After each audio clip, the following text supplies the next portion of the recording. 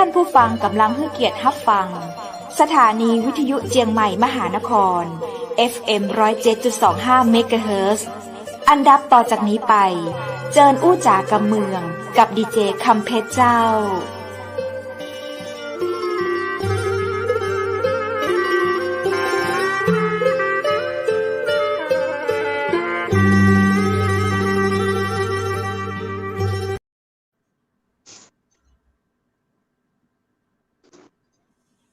สวัสดีเจ้าสวัสดีคุณผู้ชมที่ฮักและก็เติงหาจัดนักนะเจ้ายินดีต้อนรับเข้าสู่รายการอู้จากำเมืองตังเชียงใหม่มหานครแพร่ภาพออกอากาศจากอาคารวังสิงห์คำอำเภอเมืองจังหวัดเชียงใหม่เจ้าคุณผู้ชมเจ้าวันนี้เฮาปิกะป้ากันวันดีวันพฤหัสบดีชื่อก็บอกแล้วว่ามีก็ดีๆนะเจ้าวันนี้วันที่9แห่งตวย9ธันวาคม2564เจ้าคุณผู้ชมเจ้าเลข9สำหรับคนไทยนั้นเป็นเลขที่ดีนะเจ้าคนไทยเฮาจะชื่นชอบชื่นชมนิยมเลข9เพราะถือว่าไปคล้องจองกับความก้าวหน้าไปคล้องจองกับความก้าวไปตั้งหน้าให้เฮาได้พบได้ปะกับสิ่งที่ดีงามแน่นอนละเจ้า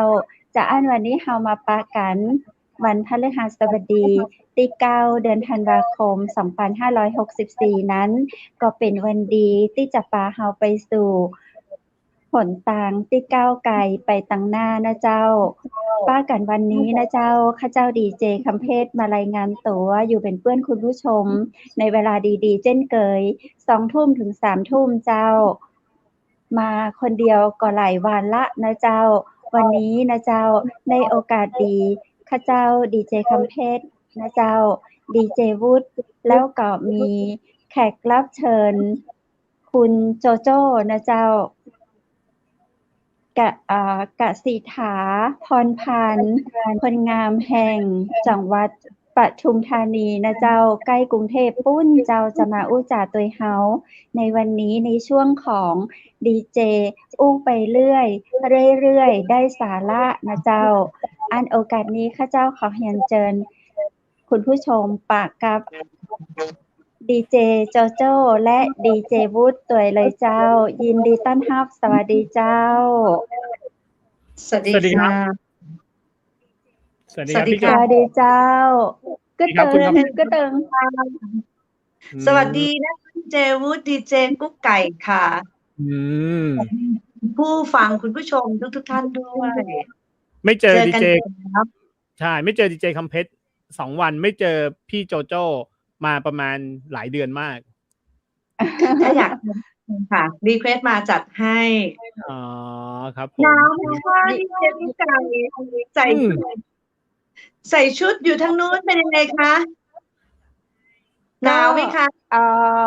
ไม่ถึง10 องศาประมาณเนี้ยทุกวันเลยแล้วเราล่ะครับพี่โจโจ้หรือว่าผ้าตัวก็ประมาณแบบเที่ยงบ่ายอะไรแบบนี้ค่ะหน้าหนาวไม่มีจริงแล้วครับกรุงเทพกับปทุมธานีมาเหนือเลยมาสัมผัสความหนาวเย็นเจ้าอยากไปค่ะอยากไปมากครับผมครับตอนนี้พี่โจโจ้ก็อยู่ปทุมธานีเหรอครับผมอยู่ปทุมธานีตอนนี้กลับมาเป็นอยู่กรุงเทพครับตอนนี้กลับมาเป็นภาวะปกติคือรถติดเหมือนเดิมแล้วใช่ไหมครับปทุมธานีกับกรุงเทพโอ้ยดูเหมือนว่าแบบว่าช่วงนี้มันจะติดหนักใช่หนักกว่ากรุงเทพบางช่วงอีกอ่ะติดเยอะมากเลยค่ะแต่โอกาสข้างหน้าเขาจะมีเขาทางด่วนรอบที่3ตะวันออกรอบที่3อ๋อ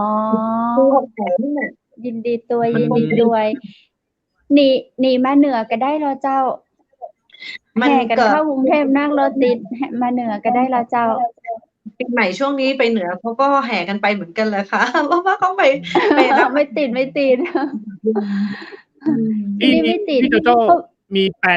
นเที่ยวไหนไหมครับพี่ในช่วงสิ้นปีนี้ก็แถวแม่เสลียงเชียงใหม่ดีเจ้ายินดีต้อนรับโรงแรมแม่เสลียงเวียงงามนะเจ้า หมู่บ้านอะไรไทย หมู่บ้านรักไทย เดี๋ยวพาไปรักไทย เดี๋ยวพาไปรักไทย โอ้โหอิจฉามากไปเมื่อไหร่ครับเดี๋ยวจะได้แอบตามไปด้วยครับพี่ ก็พอพูดไม่กล้าแจ้ง ก็แอบตามไป พี่โจโจ้บอกเดี๋ยวไปเลยดีกว่า ไม่บอกใครไม่งั้นเดี๋ยวคนต้องตามไปกันเยอะครับ เพราะว่าอย่างนี้ครับพอดีเมื่อกี้ได้เห็นก่อนออกรายการเห็นคลิปหนึ่งครับพี่โจโจ้จะไปแจกสตางค์ผมมาตั้งใจอยากจะไปรับสตางค์ครับสตางค์ไม่เท่าไหร่ครับแต่อยากเดี๋ยวแลกเหรียญไว้เดี๋ยวแลกเหรียญบาทไว้แล้วกันแลกเหรียญบาทไว้ไอ้ที่เป็นแบงค์เก็บไว้ก่อนนะแลกเหรียญบาทแจกเขาแจกเด็กนะคะดีเจวุฒิแจกเด็กนะคือแบบมันเป็นอะไรที่เขาเรียกว่าอะไรอ่ะคนแบบว่านะแบบไปบุญขับรถมาเนี่ยเจอเป็นพอดีขับเอง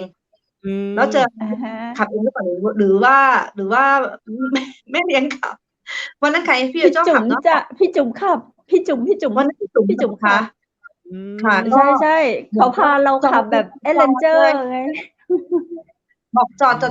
ดเลยแบบว่ามีแบงค์20ไปจอดเด็กๆริมทางอะค่ะเขากำลังเดินไปไหนกันก็ไม่ทราบเลยบอกว่าแจกใครพูดเพราะใครสวัสดีแจกเลยเด็กๆคนแรกเขาวิ่งหนีคนแรกเขาวิ่งหนีคนแรกเขาวิ่งหนีเขาคิดว่าเราจะมาจับเขาขึ้นรถเขาเห็นหน้าเขาเนี่ยวิ่งหนีเลยโอ้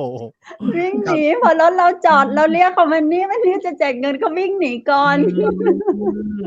ครับแต่ก็ดีนะครับแล้วพอมีเป็นเด็กชาวเขาตามดอยอะไรแบบนี้ใช่ก็จะพาไปแบบไปชมที่แบบเขาเป็นคนชนเผ่าจริงๆอะไรอย่างเงี้ยค่ะด้อยโอกาสอะไรอย่างงี้ค่ะ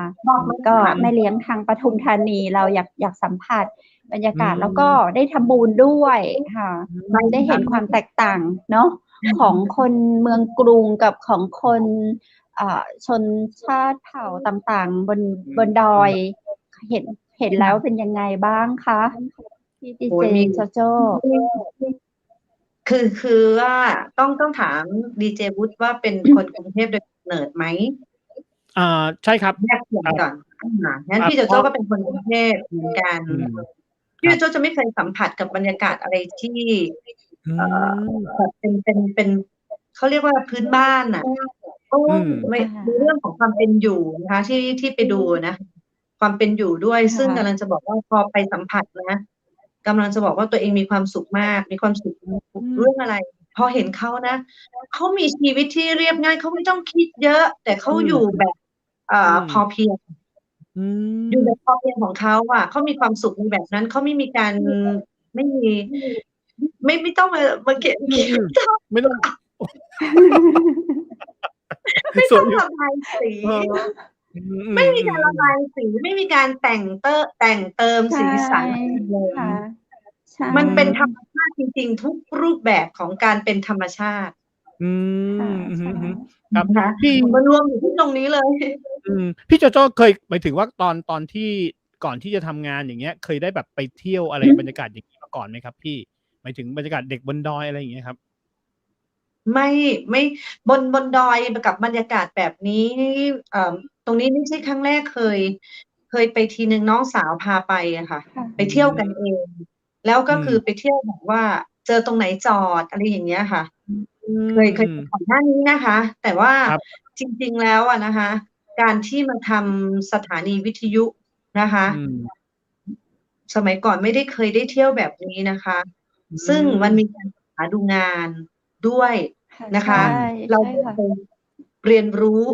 แลกเปลี่ยนแทบทุกจังหวัดภาคใต้ไปมาหมดภาคเหนือก็ไปหมดนะคะอีสานแต่อีสานยังไม่ได้มีโครงการไปยังไม่เคยได้ไปกับทางวิทยุนะคะแต่ว่าทางภาคกลางก็ได้ไปอยู่แล้วดีมากเลยค่ะแล้วเราก็มีเพื่อนทุกจังหวัดหลากหลายรูปแบบทั่วประเทศเลยทั่วประเทศ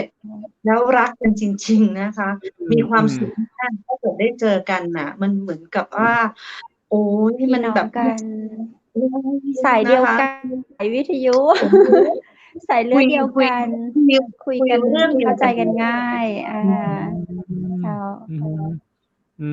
มดีจัง แถ เลย ม ครับ ได้ ผม แบบ ครั้งที่เราไป ค่ะ เขาก็จะ ครั พา บผม เด็กมาให้เจอเราในห้องประชุมไง อื ค่ะ พอ ม เป็นห้องประชุมเวลาทำงานก็ทำงานไง พอเวลา อืม เวลาประชุมเสร็จแล้ว อบรมเสร็จ สัมมนาเสร็จปุ๊บอะ เขาก็มีช่วงให้ทำกิจกรรมให้แบบว่าเรียนรู้แลกเปลี่ยนเนาะ มันก็ทำให้เรา มีสัมพันธ์กันน่ะ ถูกไหมคะ อื ใช่ แลกเปลี่ยน ค่ะ เป็นว่าแน่นแฟ้นกันเข้าไปอีกอะ ใช่ ค่ะ อื เรา ค่ะ ก็ตามนะคะ บางครั้งอะคนเราอะ จริง ๆ แล้วเขาบอกว่า ต่างที่อยู่ ต่างครอบครัว ต่างเขาเรียกว่าอะไรอะ ต่างครอบครัว วัฒ แต่ น ละครอบครัวไม่เหมือน อื กัน ม ต่าง ครั วั บ ฒนธรรม ต่างทุกสิ่งทุกอย่าง แต่จริง ๆ พอมาเป็นวิทยุด้วยกัน เรารู้สึกว่า เราคุยในเนื้อเดียวกัน แล้วก็มาคุยเรื่องเดียวกัน อื แล้วเราก็มาแลก ม เปลี่ยน เรียนรู้ซึ่งกันและกันว่า ใครขาดอะไร อย่างเงี้ย ก็พอไปฟังก็ เติมเต็ม ไปเก็บ กัน ใช่ เติมเต็ม เก็บ อื เกี่ยวกัน ม ดี อืม มาก ครับ แล้วตอนนั้นที่ขึ้นไปบนนั้นได้พักบนนั้นด้วยไหมครับผม? เพราะว่า ผมว่า ได้พักไหมครับ? หรือว่าลงมาพักที่ข้างล่าง? ตอน พั ไหน กแม่เส ที่ ลียง ไป เวียงงาม อ๋อ มาพักที่แม่เสลียงเวียงงาม อ๋อ ครับ อืม ๆ ๆ อุ๊ย ดี คื ๆ อ ไม่ จริง บรรยากาศอ ๆ ย่า กงเงี้ ็ ย เป็นอะไร จั ที่ ด ชอบมาก จะพาไปนอนโฮมสเตย์แหละค่ะ ตอนแรกจะ อื พาไป ม นอนโฮมสเตย์ ไปนอนกับชาวบ้าน แพลน อื ไว้ แพลนไว้ อื คือ ม จะไปนอนกับชาวบ้าน ก็บอกพี่ ๆ ทีมพี่ ๆ ที่มาจากกรุงเทพว่า เดี๋ยวจะพาไปนอนกับชาวบ้าน อยู่กินกับชาวบ้านเลยนะ อะไรเงี้ยค่ะ บังเอิญ เรามี เปลี่ยนนิดหนึ่ง เปลี่ยน อืม ค่ะ เปลี่ยนนิด ก็ หนึ่ง เนาะ เขาก็ปรับเปลี่ยน ค่ะ ไปตามสถานการณ์ แต่ว่า ใช่ ที่ ค่ะ ประทับใจที่สุด ก็คือได้ล่องแม่น้ำสารวิน อ๋อ ค่ะ ล่องแม่ ก็ น้ำสารวิน ก็ โอ้โฮ ดีมา ก็ ก พาไป นั่งเรือขนควาย หือ? นี่ไปพูดอายเขาอะ แต่มั หมาน ย ได ถึงอะไร มั นะ? นฟินมากเลยนะ มี เหรอครับ? รู มันเป็น ด้วย อ๋อ ฟิน เรือขน แล้ว เรือ เชื่อไหม ล่องแม่น้ำสารวินแล้วแบบมันตื่นเต้น เพราะว่าเป็นแม่น้ำเป็นสีแดง ๆ จริง ๆ ใช่ค่ะ อ๋อ แม่น้ำเป็นสี คือ แด จริง งเหรอครับ? น้ำสีแดง คือแม่น้ำสารวินเนี่ย เขาจะมาจากหิมะละลาย จากเทือกเขาหิมาลัย มาจากทิเบต ค่ะ อื มาจากทิเบต ซึ่งอย่างถ้าหน้าหนาว อะไรอย่างเงี้ยค่ะ หิมะเยอะ น้ำมันก็จะตื้น เราก็จะไปเที่ยว เราก็จะเห็นโขดหิน เราก็จะเห็นโขดหิน แต่ถ้าหากว่าเราไปในช่วงของฤดูร้อนน่ะค่ะ น้ำมันจะเยอะ เพราะว่าหิมะละลายเนี่ย พอหิมะละลายมันก็จะเป็นแม่น้ำไหลลงมาที่สารวินนะคะ สารวินนะครับ ใช่ ดี ครั้ง เจ หนึ่ง วุฒิเคยได้ยินหนังเรื่องสารวินไหม? เคย ชอบมาก ไม่อยากบอก ชอบ ถ้าบอก มาก ว่า ใครเล่นแล้วเคยดูนี่รู้อายุเลยนะครับ พี่ เค เค ย ยได้ยิน เต้น เฉย ให้เขาอ แต่ ยู่ ค่ะ ไม่เชื่อ ใครเล่นครับพี่โจโจ้ ใครเล่นครับพี่? พี่โจโจ้ต้องได้ดูรุ่นของสรพงษ์แน่เลย แต่ว่าตอนนั้นน่ะหนูไม่ทัน ตอนนั้นน่ะหนูเด็ก ไอ้ที่ไม่ มือ รู้ ปื อะ น ไม่ได้ มือ จำ ปืน ไม่ได้ สารวิน อา น่ะ ยุเยอะ สร จำ พ ไม่ ง ได้ ษ์ แต่ถ้ารุ่น ถ้า พี่ รุ่น บอก หนูนี่นะคะ หนูมาเจอคือตอนยุ้ยจิรนันท์ ค่ะ อา คือตอน ใช่ คุณยุ้ยจิ รุ่ ร นเดี นั ยวน ท์ กั มาน เนี่ย เขาก็จะมาที่ รุ่ นี่ นเดียวกันของพี่ยุ้ย น้องยุ้ยจิรนันท์ รุ่นเดี จะ ยว บ กั อน ก อา ว่า เราเยอะ น้ำ ใช่ ๆ คุณ ถ้าคุณยุ้ยอีกคนก็เป็นเพื่อนเรา อืม ก็เป็นทีมวิทยุกับเรา คุณยุ้ยจิน อะ อะไรนะ ที่มาออกรายกา จิ ร น กับเรา นิพา เมื่ออาทิตย์ก่อนน่ะ คุณวุฒิ อืม จิน พี่ นิ ยุ้ พ ย า จินนิพา สุโขทัย วันนั้นคุณยุ้ยนะรุ่น อันนี้ชุดเรา ชุดนางฟ้า อื พี่ ม โจโจ้ไม่ใช่ชุดนางฟ้า กลับมาจากทำงานก็ชุดนี้เลย พี่จะบอกว่า เดี๋ยวกลับมาที่สารวินแป๊บหนึ่ง เราได้ยินคำว่า ค่ะ สารวิน เรารู้สึกมันแบบมันขลัง มันบอกไม่ถูกเลยว่า ดู โอ๊ แข็ง ย แรง นัก เลง อืม เป็นไหม? เป็นไหม อื ดีเจวุฒิ ม เป็นไหมคะ? ครับ ซึ่งพอไปสัมผัสจริง ๆ แล้วแบบ โอ้โฮ ดีเจวุฒิได้ไปหรือยัง? ได้ไปยั ยัง งเลย ยัง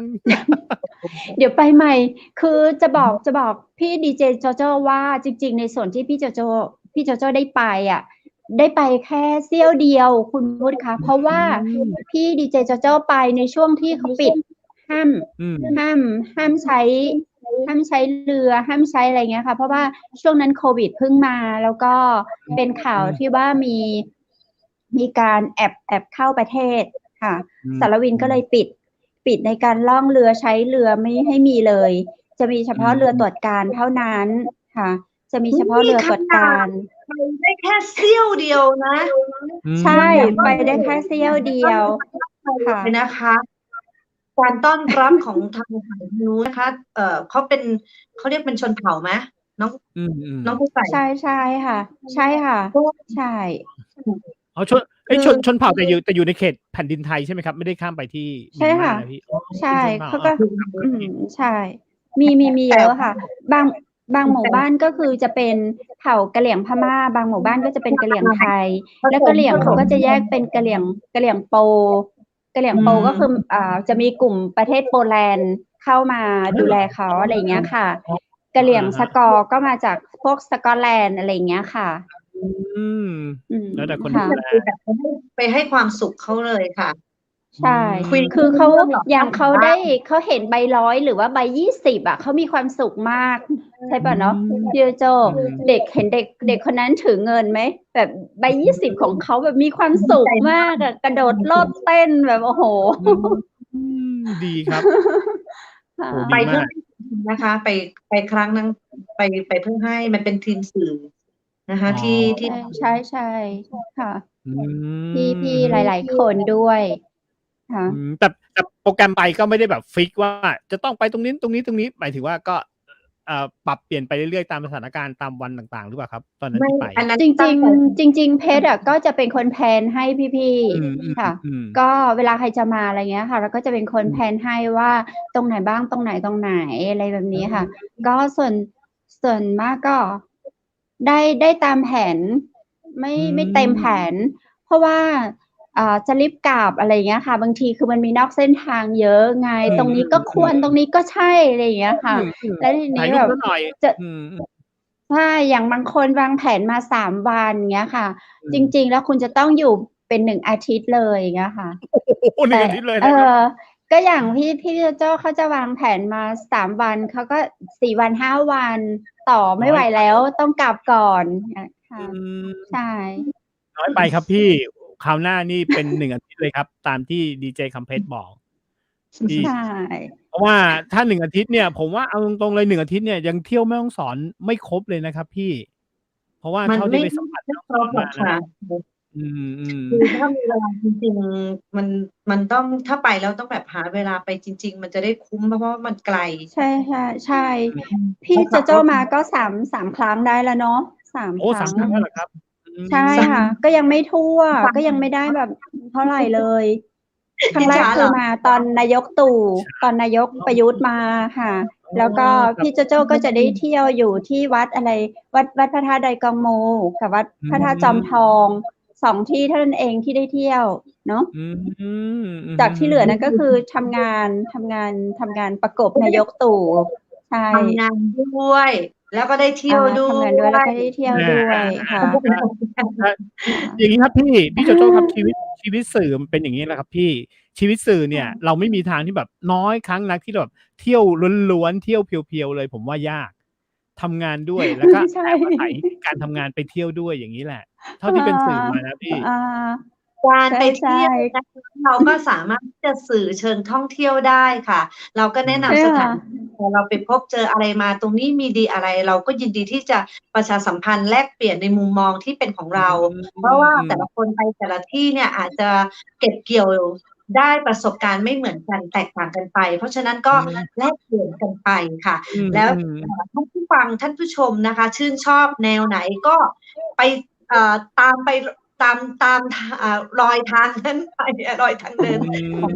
องคนที่เขา PR ถูกไหมคะเรามีหน้าที่ที่จะแบบว่าถ่ายทอดนะคะว่าที่นี่มีดีอะไรแล้วน่าสนใจอย่างไรนะคะอาจจะถูกใจบางท่านก็อาจจะไม่ชอบในโมเมนต์นี้อย่างเงี้ยแล้วแต่เขามีหลากหลายรูปแบบนะคะครับ ก็พูดถึงว่า3 ครั้งของพี่โจโจ้ที่มาสารวินที่มาแม่เสลียงเนี่ยก็ยังไม่ได้ซ้ำที่เดิมเลยนะคะ คุณวุฒิมา3 ครั้งยังไม่เคยซ้ำ ยังไม่เคยซ้ำเลยค่ะ ก็ตื่นเต้นเป็นทุกครั้งเลย พี่โจโจ้ตื่นเต้นกับครั้งนั้นไหมคะที่พี่จุ๋มเขาขับแล้วพวกเราแบบว่าโอ้เอเลนเจอร์แบบของจริงอ่ะหนูอยากได้วิดีโอชุดนี้มากเลยกรี๊ดลั่นรถเลย สนุกมากอยากให้คุณผู้ชมได้ชมภาพนี้มากๆเลย แล้วแบบว่ามันเป็นอะไรที่ ขับรถมาแล้วแบบถนนมันหายไงค่ะคุณผู้ชมคะคุณวุฒิคะคือขับรถมาแล้วว่าเราจะถ้าเรานั่งอยู่ใช่ไหมคะคือเราจะไม่สามารถมองเห็นถนนละคือถนนมันจะลงแบบนี้เลยเหมือนลงแบบทางลงเหมือนเหวลงอย่างนี้เลยไงค่ะทางไปเลยค่ะ ทางที่เราไป กรี๊ดสนั่นรถ ใช่ค่ะ แล้วทีนี้พอลงไปเนี้ยมันก็จะเป็นแม่น้ำค่ะลงไปปุ๊บมันก็จะเป็นแม่น้ำแต่ตอนนี้คือท้ายค่ะแล้วทีนี้มันก็จะมีรถฝั่งตรงข้ามมาด้วย ทุกคนก็จะมีความตื่นเต้นมีเสียงกริ๊งกราดบ้าง แต่พอดีว่าคนพื้นที่แล้วก็เป็นเจ้าหน้าที่ใช้เส้นทางนั้นประจำแล้วแต่ขอโทษนะคะอยากจะพูดว่าเป็นสุภาพสตรีโอ้โหแล้วโอ้โหเป็นคนสวยด้วยค่ะสวยด้วยเขาอยู่อุทยานป่าไม้อุทยานสารวินเวลาเราไปเราจะโอเคอะไรอย่างเงี้ยที่เขาอยู่อุทยานสารวินพาเราไปเป็นโซเฟอร์อะไรให้หมดเลยพี่โจโจ้เคยสัมผัสบรรยากาศในการขับรถขึ้นไปที่ทางแม่ฮ่องสอนหรือเปล่าครับไม่ว่าจะเป็นทางแม่เสลียงหรือทางปายเคยไหมครับก็มีขับไปเองขับตามหนูขับตามหนูขับตามหนูโอ้ยขับตามคุณเพชรอ๋อขับเองโอ้โหเก่งมากใช่เที่ยวแล้วใช่ค่ะพี่หลงเองหลงทางไม่ใช่ว่าหลงทางคือขับตามหนูต้องไปจอดรอ1 ชั่วโมงพี่เขาหายไปไหนนะจริงๆมันไม่หลงนะครับพี่เพราะมันก็เป็นเส้นตรงๆไม่มีเลี้ยวไปไหนอะไรอย่างนี้เนาะหมายถึงถ้าขับมันจะแยกเขาแล้วหลงป่าหลงเขาใช่ผมว่าการธรรมชาติข้างทางไป3 ครั้งขับไปเอง2 ครั้งโหฝีมือครับพี่นับถือเลยเพราะว่าเท่าที่เคยสัมผัสมาผมเนี่ยขับรถมาทุกที่เนี่ยผมอาจจะมีแอบหลับบ้างแต่ขับไปแม่ฮ่องสอนเนี่ยผมไม่เคยหลับเลยพี่ผมตื่นเต้นกับเส้นทางตลอดเวลาตื่นเต้นจะอย่างผมฟังคุณเพชรนะครับคุณเพชรขับจากแม่เสลียงไปเชียงใหม่เนี่ยเขาใช้เวลานิดเดียวครับแต่ผมเนี่ยหลายชั่วโมงมากพี่เขามืออาชีพไงเขาจินทางใช่ไอ้ตรงนี้โค้งนี่นะเราต้องแบบบรรจงละเลียดนะครับในการที่จะตีโค้งอย่างเงี้ยเพราะว่าโอเคสถานที่ด้วยเหมือนกันนะใช่ครับแต่ขับกลางคืนด้วยเหรอครับพี่โอ้โหใช่เคยขับกลางคืนแบบว่าเพชรก็มารอที่ด่านตำรวจเซลฟี่กับตำรวจก็แล้วทานอะไรเล่นอะไรกับตำรวจก็จนไม่รู้จะคุยกับตำรวจหนุ่มๆอะไรต่อแล้วรถเพื่อนเรายังไม่มาเลยเพราะว่าเราก็บอกตำรวจด้วยว่ามีรถตามเรามาอันนี้คือเป็นแขกของเรานะเป็นนักท่องเที่ยวของเราเดี๋ยวดูแลไม่ต้องตรวจอะไรมากอะไรเงี้ยเราการันตีเพราะเราอยู่ในพื้นที่เราก็จะรู้จักกัน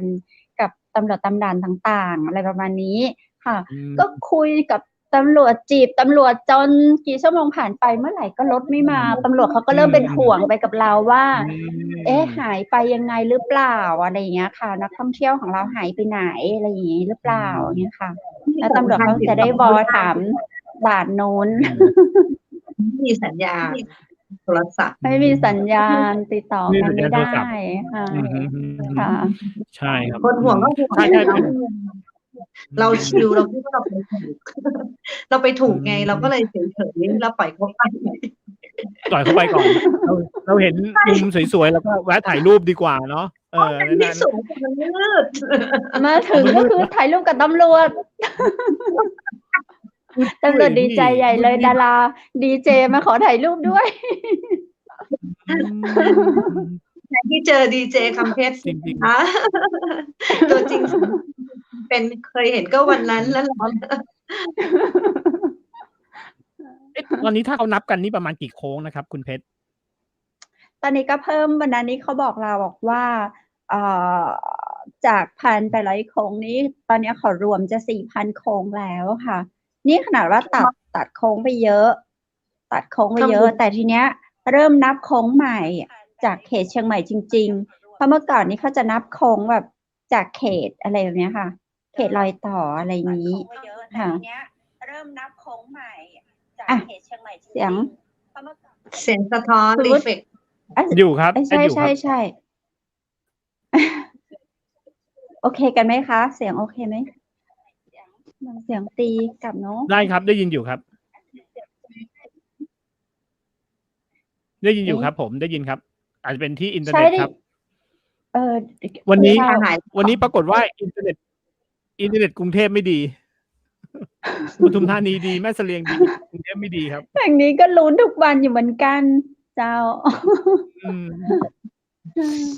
อินเทอร์เน็ต นี่ บอกว่า 1,000 เมกะไบต์ไม่มีจริงครับพี่โจโจ้ไม่มีจริง ไม่มีจริง ไม่มีจริงตามคำโฆษณา เสาอินเทอร์เน็ตโนนะ อยู่หลังบ้านนี่เองอ่ะ ใช่ครับ ไม่มีจริงตามคำโฆษณา อย่าไปพูดนะว่ายังไงอ่ะ เดี๋ยวเขา เราไม่บอกยี่ห้อ มืดเราทันที เดี๋ยวเขามืด เราไม่ ทัน บอก ที เราไม่บอกว่ายี่ห้อไหนครับพี่ เราไม่บอกเลยว่ายี่ห้อไหน เราบอกแต่ว่ามันไม่มีจริง ไม่มีจริงครับ กลัว โฆษณาไปหนึ่ง อย่าเผลอหลุด 1,000 เมกไม่มีจริงครับโอเค แต่ตอนนี้มาแล้วอินเทอร์เน็ตนิ่งแล้วครับอินเทอร์เน็ตบ้านเราจะเป็นอย่างนี้ครับพี่เดี๋ยวมันก็จะขึ้นมาเดี๋ยวมันก็จะแหว่งวุบหายลงมามันก็จะขึ้นมาอย่างเงี้ยครับ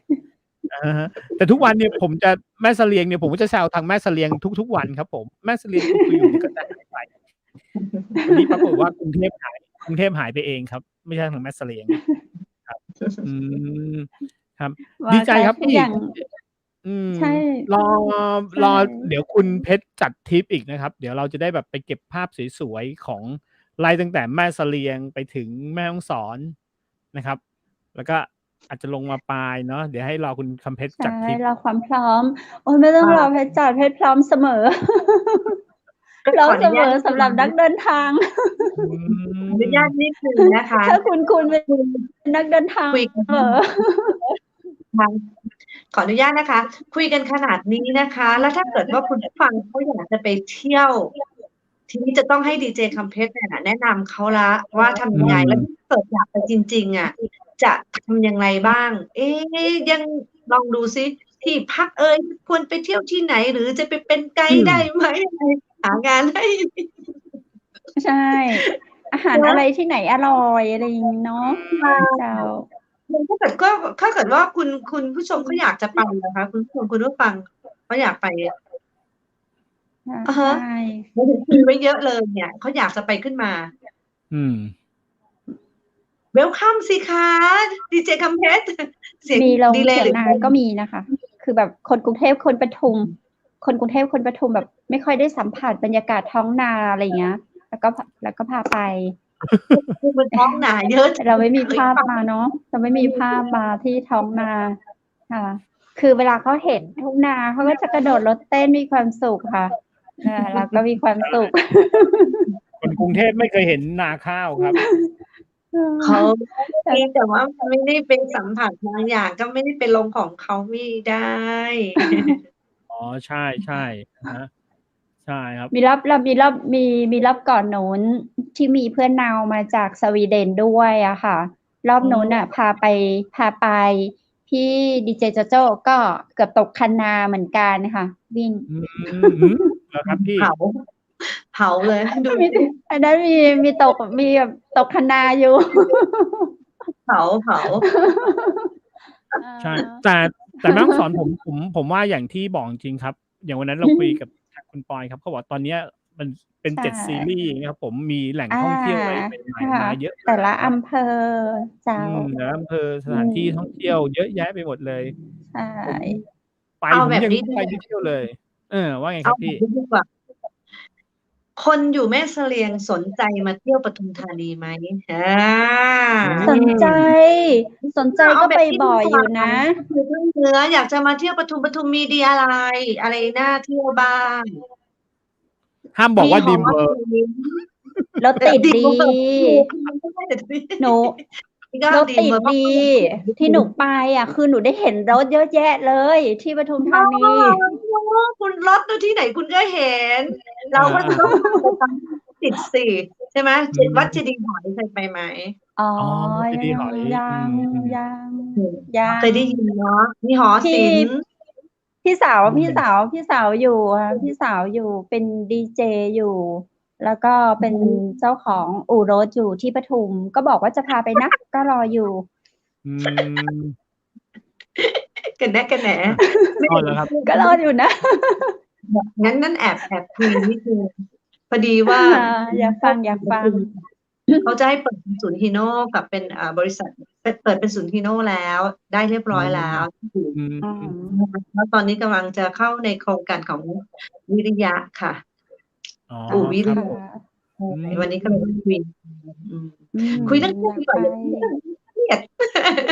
แล้วเดี๋ยว ก็ที่เห็นในภาพคือปทุมธานีมีอะไรนะ ร้านกาแฟของพระองค์ท่านด้วยอย่างเงี้ย เราก็อยากไป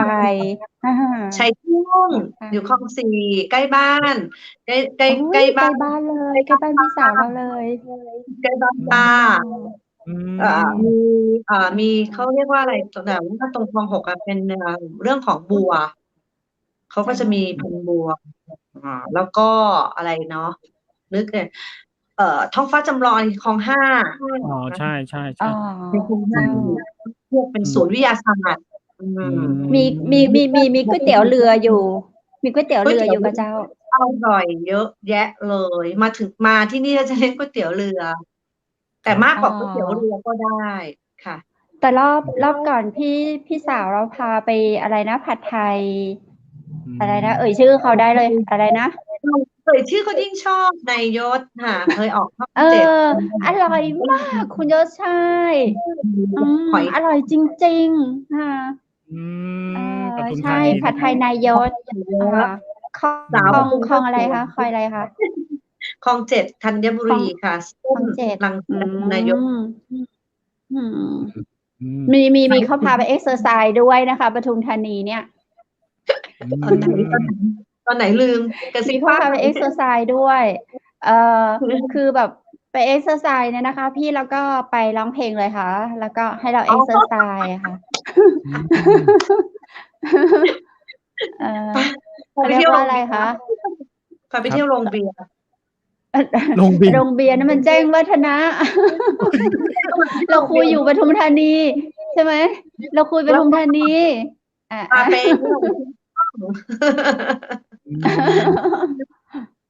ใช่เดี๋ยวนี้เดินทางสะดวกด้วยเดี๋ยวนี้ปทุมธานีก็รถไม่เอาจริงรถก็ไม่ค่อยติดแล้วเพราะว่ารถไฟฟ้าไปช่วงรังสิตติดเรากำลังจะแก้ภาพพจน์ครับพี่ให้แบบว่าปทุมธานีก็ไม่ในความเป็นจริงเพชรก็จะบอกว่าเพชรชอบนะเพชรชอบประชุมที่รถติดเพราะไม่ค่อยได้สัมผัสบรรยากาศรถติดไงคุณวุฒิติดจนชนิดที่แบบว่าเราไปกับพี่สาวแล้วก็หลานสาวแล้วก็เลยแบบปล่อยคนรถขับรถไปเลยนะคะเรา 2-3 คนนี่ลงจากรถเดินไปหาแท็กซี่บกข้างหน้ามันหิวไม่ไหวแล้วเจอกันที่ฟิวเจอร์แล้วกันครับก็เป็นความสนุกนะคะก็เป็นความสนุกของปทุมธานีค่ะประทับใจจริงๆนะคะไม่ได้เผาสนุกนะครับใช่ไหมครับรถไฟฟ้าถึงคูคตแล้วก็สายสีแดงเริ่มวิ่งแล้วครับผมตอนนี้มาใช่ครับรถไฟฟ้าต้องการใช่แล้วจะบอกว่าถ้านั่งจากหมอชิดนะครับพี่ตอนนี้ยังไม่เก็บตังค์นะครับผมไปขอบัตรฟรีได้เลยโอ้เพราะอะไรคะคุณบุ๊คคะเพราะอะไรคะดีเจบุ๊คเขายังช่วงเปิดตัวกำลังทดสอบอยู่เงี้ยเป็นรถไฟฟ้าบนดินหรือว่าใต้ดินข้างบนดินครับลอยฟ้าบนดิน BTS ใช่ไหมถ้าบนดินใช่ถูกต้องครับถ้านึกออกตอนนั้น BTS จะจบแค่หมอชิดใช่ไหมครับตอนนี้ BTS ขยายไปยาวไปถึงคูคตแล้วครับผมโอ้เก่งนะไม่ได้ไปกรุงเทพ1 ปีแล้วเนี่ย หนึ่ง มา เกือบหนึ่งปีแล้วปีที่แล้ว ใช่ นี่แหละ คือวันนี้คือวันไปดูหนังรอบสุดท้ายที่ดีเจวูดถามว่าเพชรดูครั้งสุดท้ายเมื่อไหร่วันนี้แหละ ของปีที่แล้วอีเลียมซิงเหรอครับผม กลับมาจากกรุงเทพคือ30 ธันวาเป็นครั้งสุดท้ายที่ไปกรุงเทพ30 ธันวาปีที่แล้ว แล้วก็ไม่ได้ไปอีกเลยครับ ค่ะไม่ได้ไปอีกเลยคิดถึงนะคนปทุมวางแผนไหมครับปีใหม่จะเดินทางเที่ยวไหนไหมครับคุณคำเพชรครับก็รอคนกรุงเทพกับคนปทุมมาพี่โจโจ้ไปแจกตังค์เมื่อไหร่เดี๋ยวผมตามไปทันทีครับที่ก่อนจะได้ตังค์แลกเหรียญไว้รอ20 บาทกับการขับรถไปแม่เสลียงเพื่อที่จะได้รับสตางค์มันมีความสุขมันเป็นความสุขอยากไปบอกว่าเป็นความสุขบอกว่าจะไปว่าไปแจกแต่ไม่ไปรับแต่ว่าไปช่วยกันแจกดีกว่าเนาะใช่จะบอกว่าปีนี้แบบของแจกเราแบบมีเยอะมากเลยเราแบบปีนี้ยังไม่ได้แจกได้เราไม่ได้มีกิจกรรมอะไรเหมือนทุกปีที่ผ่านมาเนาะอันนี้เสนอไอเดียนะเสนอไอเดียว่าไหนๆก็เรามีสื่อตรงนี้แล้วนะเราก็แบบว่าเนี่ยใช้สื่ออันนี้แต่ก็โอเคถ้ามันไม่เป็นดราม่านะหลังไม่รู้เป็นไรสังคมไทยใครมีปัญหาอะไรปุ๊บขอบริจาคเป็นดราม่าตลอดเลยอ่ะนี่ล่าสุดใช่อย่าเลยอย่าเราไม่ขอเราไม่ขอถ้าคุณอยากให้คุณก็ให้มาเราไม่ขอเราจริงไม่ใช่เรายินดีที่จะเป็นสื่อกลางให้ใช่ถ้าคุณอยากจะให้แบบร่วมกับพวกเราเนาะเชียงใหม่มหานครร่วมกับคนกรุงเทพร่วมกับคนสถานีทางปทุมธานีทางทีมงานวิทยุสถานีต่างๆอะไรเงี้ยเราเป็นสื่อเรายินดีเป็นสื่อเพราะว่าส่วนมากที่ทำมาเนาะพี่โจโจ้เราไม่ค่อยออกสื่อหรอกเนาะเราไม่ค่อยออกสื่อเวลาเราไปทำกิจกรรมพวกนี้เราไม่ค่อยออกสื่อค่ะทำด้วยใจใช่เราทำด้วยใจแต่ที่เห็นมันหลุดออกมาคือแอบถ่าย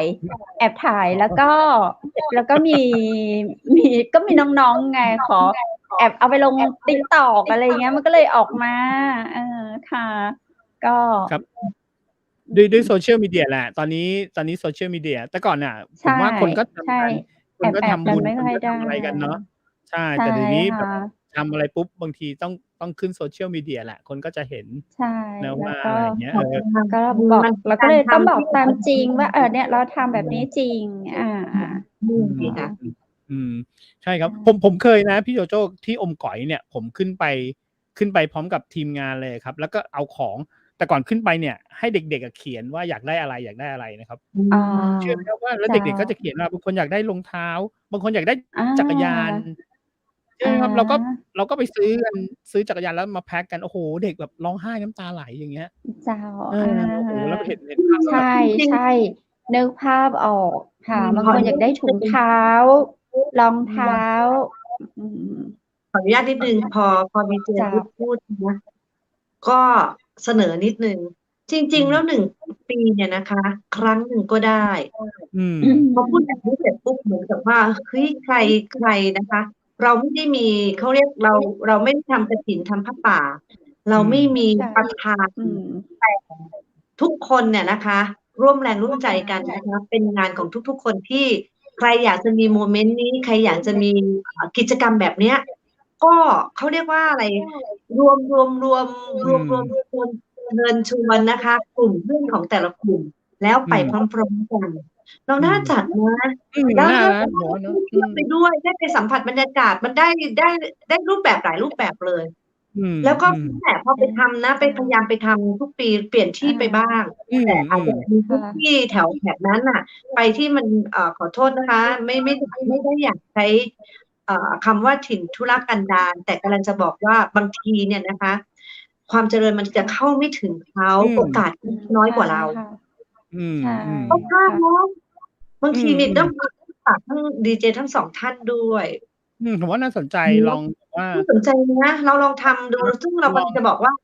เราก็จะไม่มีการดราม่าเพราะว่าเราทำเพราะว่าไม่ได้เป็นของเรา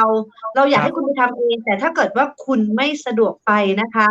คุณก็ร่วมมากับพวกเราได้ให้พวกเราไปเป็นสะพานบุญนะคะใช่ไหมคะให้เราเป็นตัวแทนไปดีเลยครับเห็นด้วยครับพี่เดี๋ยวยังไงฝากคุณคำเพชรดู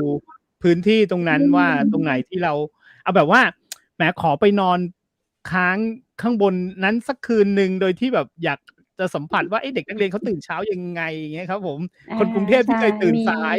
เด็กตื่นตี 5ยังไงอะไรอย่างเงี้ยจะได้แบบสัมผัสอย่างนี้เดี๋ยวเราไปส่งดีเจวูดแล้วเราก็ลงมาไม่ได้ผมไม่มีปัญหาผมได้เลยผมจริงผมคืออย่างนี้ครับพี่โจโจ้ครับผมอย่างที่ผมเคยไปอย่างเงี้ยเด็กบางคนนะครับผมถามเขาเลยนะว่าโตขึ้นไปอยากเป็นอะไรพี่โจโจ้ครับคำพูดที่เขาตอบกลับมาเนี่ยทำให้เราคิดเลยเขาบอกว่าอยากเป็นคนเก็บกะหล่ำอย่างเงี้ยแค่นั้นเองพี่ความหวังของเขาใช่แค่นั้นเองครับพี่แล้วพี่โจโจ้นะครับถ้าพี่โจโจ้เห็นอย่างบางทีเนี่ยเขาเล่นวอลเลย์กันแล้วเขาเล่นเก่งยังไงไหมครับพี่เวลาลูกวอลเลย์มันหล่นจากภูเขาลงมาพี่เขาวิ่งลงมาเก็บลูกวอลเลย์ซึ่งมีลูกเดียวนะครับพี่แล้วก็วิ่งขึ้นไปกับพี่แล้วเด็กพวกนี้เล่นเก่งมากพี่บางทีเนี่ยผมยังแอบไปบอกเขาเลยว่านี่ทำไมไม่เล่นวอลเลย์ให้แบบเก่งจนแบบคุณเป็นทีมชาติอะไรไปเลยอย่างเงี้ยแต่โอเคความคิดตรงนั้นเขาจะคิดแค่ว่าจบป .6 เขาลงเขาจบป .6 ปุ๊บขอไปเก็บกะหล่ำแค่นั้นเองอย่างเงี้ยแต่ถ้าใจเลยเขาบอกว่าวิ่งไปเก็บบอลเลยใช่พี่มีลูกเดียวพี่มีลูกเดียวจริงๆพี่อย่าลืมว่าแค่ลูกเดียวเขาถ้ามันแตกเข้าไปเนี่ยโอ้โหเด็กไม่มีอะไรเล่นเลยอย่างเงี้ยนี่ไงเขาพี่โจโจ้ถึงบอกว่าโอกาสเขาไม่เท่าเราไงเรายังทำได้ถูกไหมคะเพราะฉะนั้นเราร่วมแรงร่วมใจกันไปเป็นผู้ให้น้องๆแล้วเราจะเป็นเขาว่าเป็นยังไงครับคือของบางอย่างเนี่ยให้แบบใช้เป็นส่วนรวมกันก็ได้นะเช่นอย่างอุปกรณ์กีฬาอะไรอย่างงี้นะพี่เนาะลูกฟุตบอลลูกวอลเลย์บอลอะไรพวกนี้นะผมว่าถ้าเกิดบางอย่างของอย่างเดียวไปบางทีเขาใช้ได้คนเดียวอย่างนี้นะครับเอาเลยคุณคำเพชรจัดเลยอย่างเงี้ยเดี๋ยวแบบเราก็นี่กันไปไม่เดี๋ยวเราก็ดูงานรอก็อยากช่วยอะไรจัดอยู่ทุกวันนี่ก็จัดอยู่ถ้าคุณคำเพชรจะทิ้งผมไปนอนคนเดียวได้ผมนอนได้ผมสบายนอนไหนก็ได้จัดทุกวันแต่อย่าลืมเอาโครงการนี้เข้ากันอย่าลืมเชิญชวนนะคะแล้วก็การสะดวกวันไหนก็อันนั้นก็นัดไม่มีถ้าแบบว่าพร้อมแล้วว่าอุ้ยไปรวมมาหมายถึงว่าคนทางกรุงเทพสมมุตินะคะกลุ่มรวมกันได้เยอะๆแล้วประชุมกรุงเทพพร้อมไหมแล้วก็เขาเรียกฝากทางดีเจคำเพชรเนี่ยเป็นเซ็นเตอร์ซึ่งกำลังจะบอกประสานเขาพูดว่าตอนนี้เขาได้ระดับหนึ่งแล้วก็ไปรวมกันไหวไหมมันก็มาดีลกันว่าจะไปวันนี้ดีไหมอะไรอย่างเงี้ยครับผมอย่างน้อยการท่องเที่ยวของเราก็จะได้การท่องเที่ยวอีกแบบหนึ่งนะครับพี่ภาพสวยๆเราก็จะได้ภาพอีกแบบหนึ่งเนาะอย่างน้อยเอามาออกรายการเนี่ยผมว่าเราก็จะได้ภาพเนาะได้ภาพเดี๋ยวผมไปบันทึกภาพให้ก็ได้ครับคุณคำเพชรก็ต้องใช่อยู่แล้วก็ต้องใช่อยู่แล้วก็มีแผนใช่ครับใช่ครับใช่ดีครับผมว่าโครงการนี้บางทีถ้าเราทำแล้วอย่างนี้ต่อไปเนี่ยโอเคจริงๆโรงเรียนในประเทศไทยเนี่ยโหถ้าเรามาดูนะครับพี่หลายๆโรงเรียนเนี่ยเขาไม่ได้เพียบพร้อมอย่างปทุมธานีเขาไม่ได้เพียบพร้อมอย่างกรุงเทพหรอกครับพี่เขายังต้องการอะไรบางอย่างเงี้ยใช่นะครับแต่ถ้าเกิดเราได้เอาไปให้เขาใช่ทีมงานเราก็จะมีไปตามโรงเรียนต่างๆจะมีไปตามโรงเรียนต่างๆค่ะก็ไปเลี้ยงอาหารกลางวันไปอะไรอย่างเงี้ยค่ะแล้วก็จะเลือกโรงเรียนที่เขาไม่ค่อยได้ทานไม่ค่อยรู้จักอาหารประเภทนี้อะไรอย่างเงี้ยค่ะมีแบบทุกปีจะมีเจ้าภาพมาจากนครปฐมชื่อคุณคุณเบนอะไรอย่างเงี้ยค่ะพอวันเกิดเขาก็จะมาเราก็จะไปแล้วก็จะเปลี่ยนโรงเรียนให้เขาไปตามดอยต่างๆอะไรอย่างเงี้ยค่ะคือเราเห็นบางโรงเรียนคือเด็กมากอดไหว้เราแล้วบอกเราเลยบอกว่าอาหารแบบนี้คือเกิดมาเขาไม่เคยทานเลยบะหมี่เกี๊ยวอ่ะคุณวุฒิพื้นที่ก็จะใช่ผู้ให้เราก็มีความสุขมากอย่างพิ พี่จุ๋มของเราพี่จุ๋มสารวีเนี่ยเขาก็เวลาไปงานบุญแจกอะไรเงี้ยพี่จุ๋มก็จะไปกับเราด้วยตลอดช่วยบางทีทีมงานเราน้อยบางทีเราเลี้ยงนักเรียนก็แบบ400-500 คนอย่างเงี้ยค่ะคุณวุฒิทีมงานเราถ้าแบบ10 คนเงี้ยเรายังไม่ไหวเพราะว่าจะต้องมีการจุ่มจัดทำแล้วเราไม่ได้เป็นแม่ครัวกันเนาะพวกเราเป็นดีเจกันมาทำหน้ากล้องถ่ายภาพทำพวกอะไรอย่างนี้แล้วเรามาทำอาหารให้น้องๆเหนื่อยไหมเหนื่อยสุดๆแต่มีความสุขที่สุดในโลกค่ะมันเป็นความสุขที่แบบมีพลังมากอ่ะให้เราอยู่บ้านเราไม่ทำเลยเราไม่เคยเข้าครัวเราทำอาหารไม่เป็นเลยแต่เราไปยืนอยู่ตรงนั้นแล้วทำมันคือทุกคนจะบอกเหมือนกันเลยทุกคนจะบอกเหมือนกันเลยว่ามันเหนื่อยแต่ว่าทุกคนมีความสุขมันเป็นพลังเป็นคนตอบเหมือนกันว่ามีความสุขใช่ครับแล้วถ้าเกิดได้เห็นภาพหน้าตาของน้องๆเขาด้วยนะผมว่ามันใช่มันเหมือนเป็นจุดคือบางทีบางอย่างครับเหมือนไปจุดประกายอะไรบางอย่างครับพี่โจโจ้ว่าให้เขาแบบได้มีการคิดที่อีกแบบนึงอะเนาะเพราะว่าโอเคเราอาจจะมองว่าไอ้เรื่องคิดอย่างเงี้ยมันก็เราก็เด็กกรุงเทพก็คงคิดกันได้ปกติอย่างเงี้ยแต่ผมว่าทางนู้นเนี่ยบางอย่างเขาได้คิดอะไรขึ้นมานิดนึงเนี่ยผมว่าถ้าเกิดเอาสักคนนึงเผื่ออย่างที่ผมยกตัวอย่างสักคนนึงเป็นนักวอลเลย์บอลทีมชาติขึ้นมาพี่ใครจะไปรู้ใช่ไหมครับจากลูกวอลเลย์บอลที่เราให้เขาไปอย่างเงี้ยใครจะไปรู้พี่นั่นคือต่อยอดให้กับวันหนึ่งเขาไปถึงประเทศครับระดับประเทศอะไรของเขาใช่ระดับประเทศเขาก็จะได้มีเงินที่แบบโอเคอันนี้เราไม่ได้ว่าอาชีพว่าเก็บกระหล่ำหรือว่าอะไรเงี้ยแต่แบบว่าโอเคเขาอาจจะมีอาชีพอื่นที่เขาคิดได้อะไรเงี้ยไม่ต้องแย่งคนในพื้นที่เก็บกระหล่ำได้แบ่งอาชีพไปเอาเลยครับได้แบ่งเส้นทางชีวิตไปคุณบ้างเพชรจัดเลยแล้วเดี๋ยววันนึงเนี่ยผมเคยคิดอยู่ในใจนะครับว่าอยากไปทำแบบลองดูเด็กชาวดอยบางคนอย่างเงี้ยก็สามารถเป็นยูทูบเบอร์ได้ครับพี่ถูกไหมครับด้วยที่แบบโอเค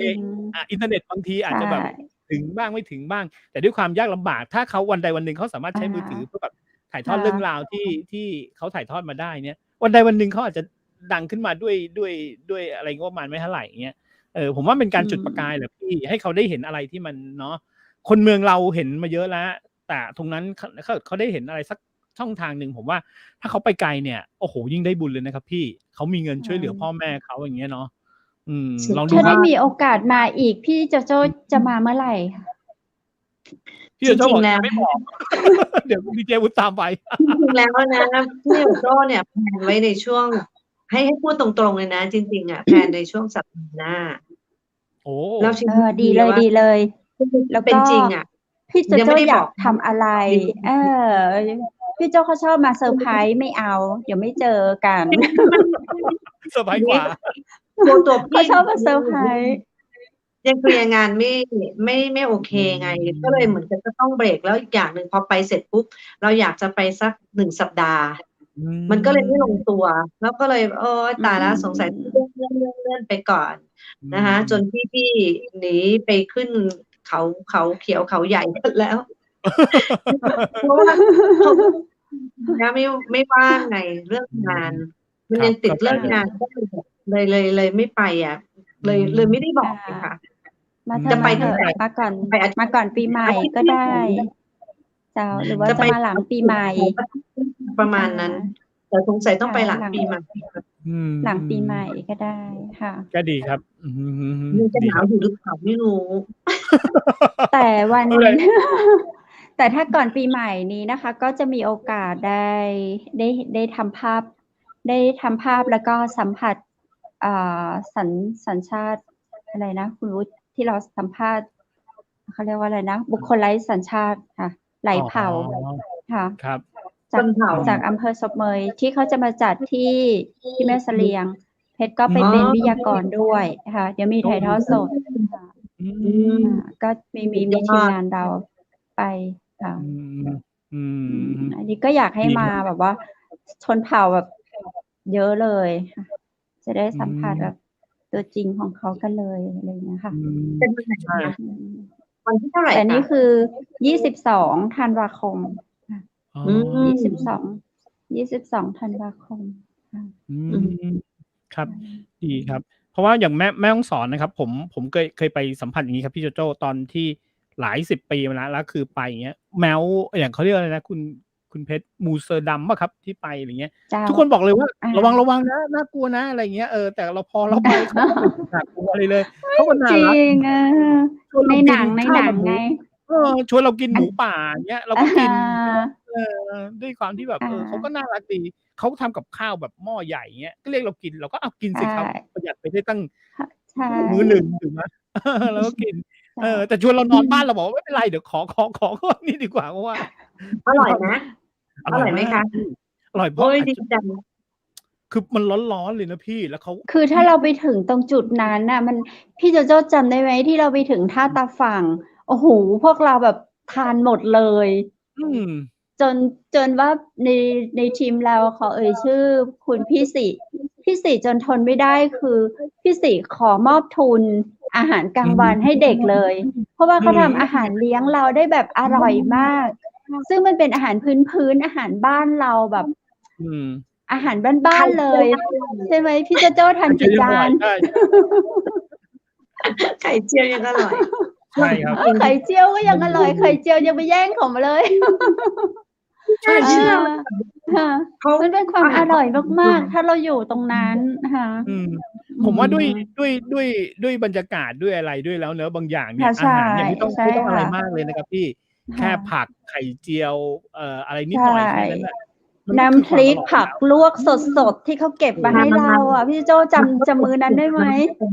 ใช่ค่ะ เป็นคนไม่ทานน้ำพริกเป็นคนไม่ทานโอ้โหทานผักอร่อยมากวันนั้น อืมแหมต้องละ ใช่ หมดโควิดจบแน่ๆครับ เราต้องแบบหา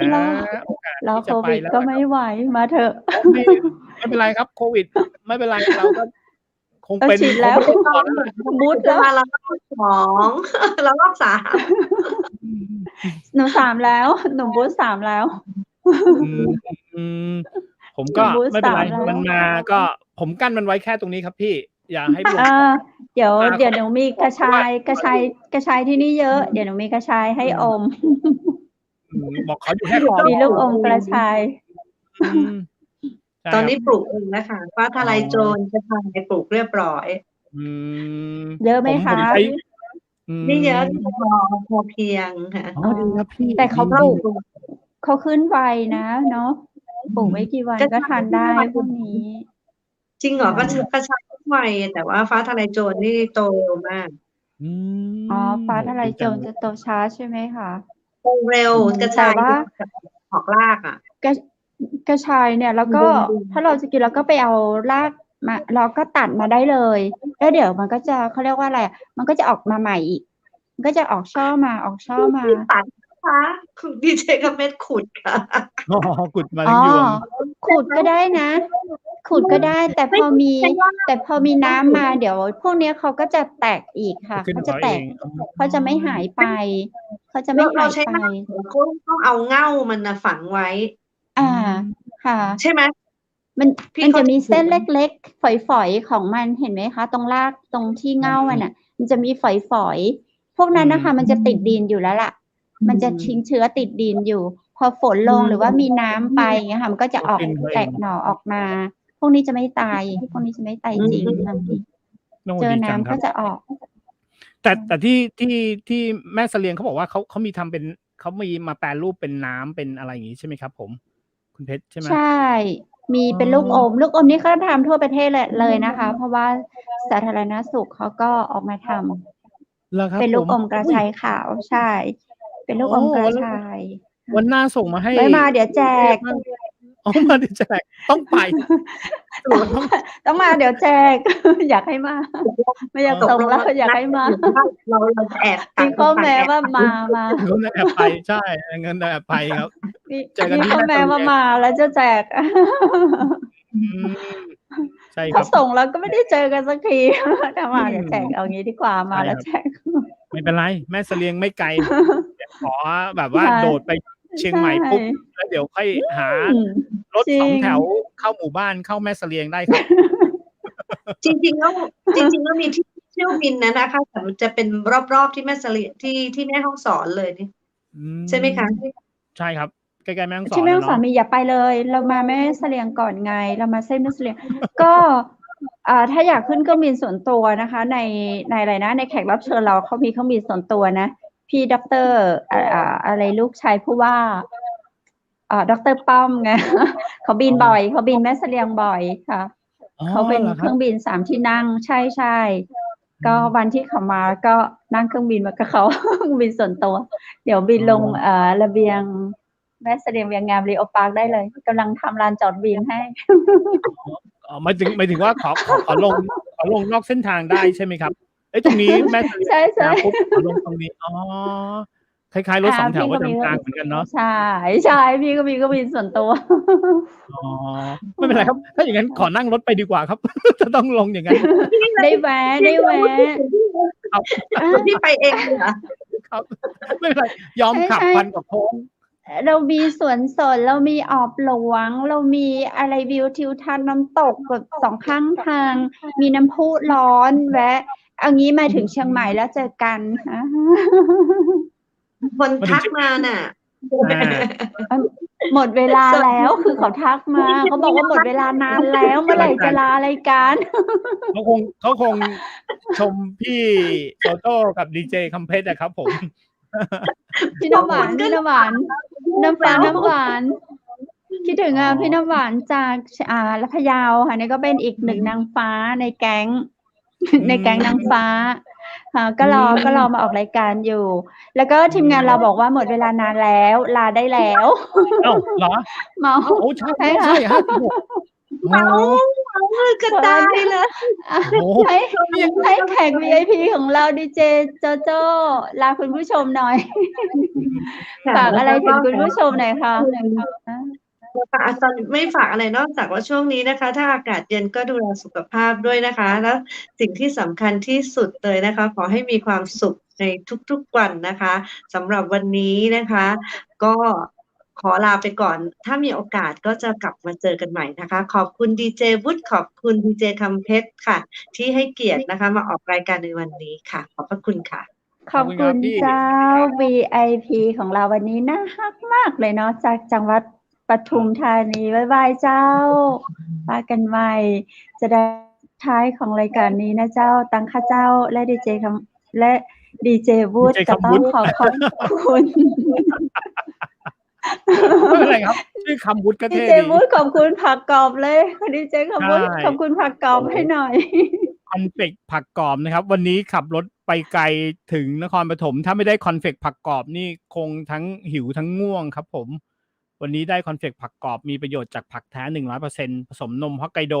แล้วก็ผสมน้ำผึ้งนะครับ3 ถุงแค่100 บาทเท่านั้นเองครับผมยังไงถ้าเกิดสนใจเนี่ยติดต่อตัวแทนจำหน่ายได้นะครับ 061-289-0112 นะครับผมแล้วก็อีกเบอร์หนึ่งนะครับ 0856163199 ครับการันตีว่าอร่อยแน่นอน โอ้ดีเจคำวุฒิการันตี โอเคนะเจ้าข้าเจ้าก็ขอขอบคุณโรงแรมแม่เสลียงเวียงงามนะเจ้าต่างอำเภอแม่เสลียงช่วงนี้ช่วงหน้าหนาวดูแลรักษาสุขภาพนะเจ้าไปทางแม่เสลียงก็โทรไปที่053-621-444เปิดบริการตลอด24 ชั่วโมงเจ้าและข้าเจ้าขอขอบคุณร้านผ้าพื้นเมืองชุดไทยใหญ่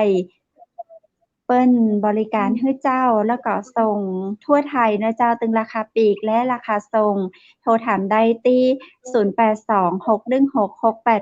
0826166889และสุดท้ายทีมงานจังหวัดมหานครพระเจ้าดีเจคำเพชรดีเจวุฒิขอขอบคุณคุณผู้ชมเป็นอย่างยิ่งนะเจ้ากับในช่วงอู้ไปเรื่อยได้สาระพอประมาณนึงแล้วเนาะวันนี้ต้องขอขอบคุณดีเจโจโจ้ต่างจังหวัดปทุมธานีนะเจ้าคุณผู้ชมที่ฮักทุกคนทุกท่านปีกับป้ากันแฮมใหม่นะเจ้าวันจันทร์หน้านะเจ้าวันจันทร์หน้าเวลา 20:00 ถึง 3:00 เช่นเคยสำหรับวันนี้นั้นขอให้คุณผู้ชมทุกคนทุกท่านโชคดีและมีความสุขนอนหลับฝันดีราตรีสวัสดิ์เจ้าสวัสดีครับ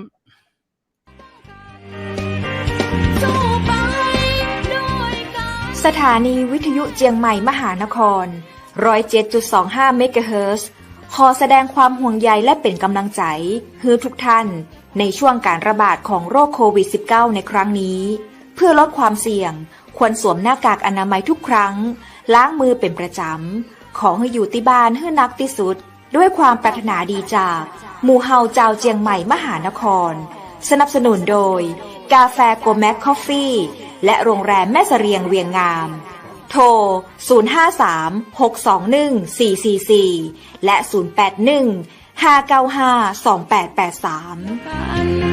เราจะฝ่าฟัน